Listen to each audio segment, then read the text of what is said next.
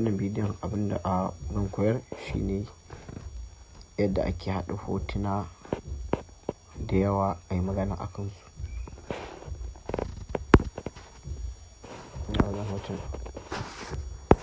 Masu amfani da irin business online suna iya taimaka musu sosai wajen in suka samu kuɗi a online na nasarorin da suka samu, so suna irin bayyana wa mutane irin abubuwan da suka samu, sai su haɗa bidiyoyi na shaida kuɗin da suka samu. Kamar haka misali, har wannan affiliate marketing ne ta samu kuɗi, ta haɗa hotonta da wannan ɗinta a wajen da hoton abin da ta samu. Kuma ma za mu yi wannan abun sai mu ɗauko irin abubuwa kamar testimonial ɗin haka yana da shaida ta samu kuɗi, sai mu sa bara mu gani akwai testimonial. Yes, ni ma da ke haɗa yin affiliate marketing ɗin ina samun kuɗi. Na samu wajen kuɗin 300 a affiliate marketing, amma yanzu da yake ko bidiyo editing ko zo koya shi ake koya muku. Sannan duk wanda yake so zai koya affiliate marketing ɗin ma zai yi magana sai a koya mai. So wannan su ne hotunan da za mu yi amfani da su. 1, 2, 3, 4, 5. Sun yi kaɗan ko sun yi yawa? Misali zan iya sa wannan mu ƙara kun gani wannan na mutane da suka samu kuɗaɗen. So rami so sai mu add ya mata baya. So bidiyoyi sun haɗu gashi nan. So yanzu me za yi magana akan waɗannan hotunan a matsayin kuma bidiyo. Ina taɓa nan audio,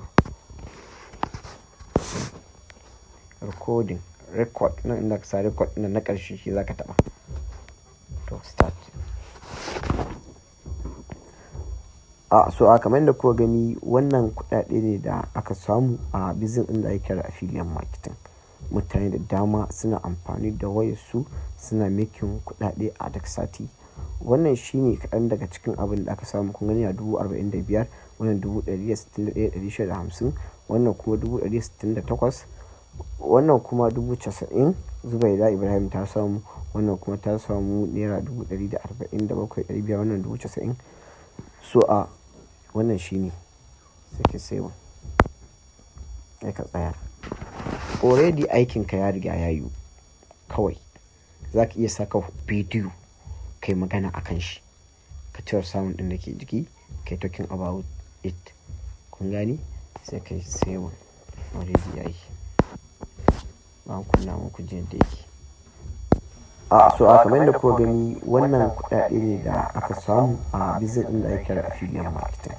Mutane da dama suna amfani da wayarsu suna making kuɗaɗe a duk sati. So kun ji? Kai save ɗin aikinka, export. Ina gaya muku in za ku save akwai nan wannan rubutu, wannan baƙin iya zuwa ƙarshe. Amfani na CapCut, an san inda kuka yi aikin kenan, kawai sai ku taɓa nan. Na koya muku yadda ake yanke bidiyo. Daga in ka taɓa shi sai ka taɓa delete ɗin nan. To ka yanke shi already. Sound ɗin bai zo nan ba. Sound ɗin wanda muka bai zo nan ba. Shi ma sai mu taɓa shi haka sai mu delete it. So kun gani sound ɗin ne yana iya nan. So wannan shine sai ka taɓa export kai save ɗin aikinka. Na fatan an gane.